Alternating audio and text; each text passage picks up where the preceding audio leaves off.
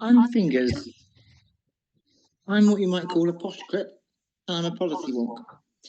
You'll hear a great many personal stories from Crips today, like me. And the narrative before was bad enough, but the government's green paper and Reeves' frightful spring statement have only made things worse for us.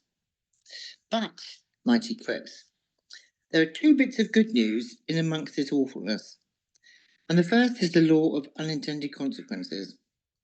I'm pretty sure the government wasn't expecting the torrent of horrified responses from all parts of society about Reeves's proposed cuts.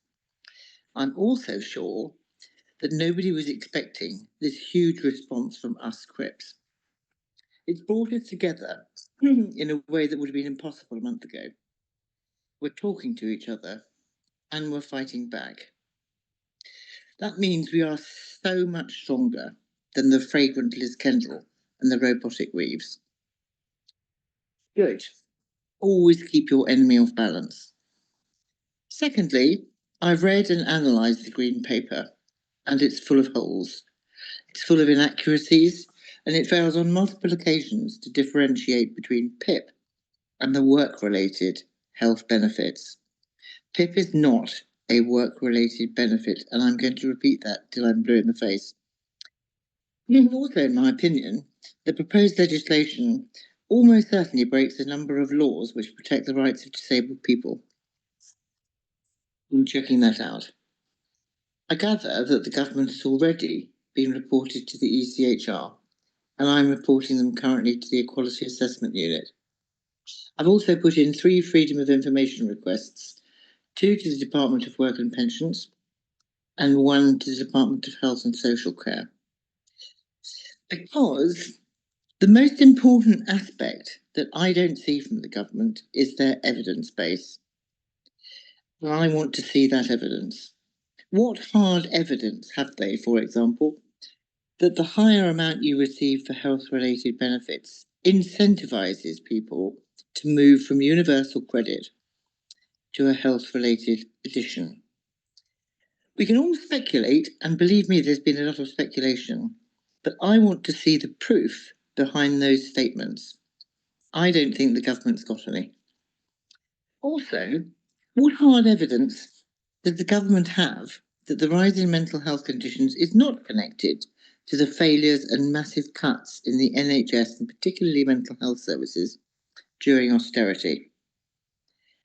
This paper has nothing to do with improving the rights of disabled people. It is solely about money, or cuts, as I prefer to call them. But these changes will not save money, and I can prove that. It's not pathways to work. It's pathways to the workhouse. The government should not be saying it is a moral duty to get sick people working again. What they should be saying is it is a moral duty to get sick people the health care they need. There's a direct correlation between the massive cuts to the NHS and the number of people claiming health benefits.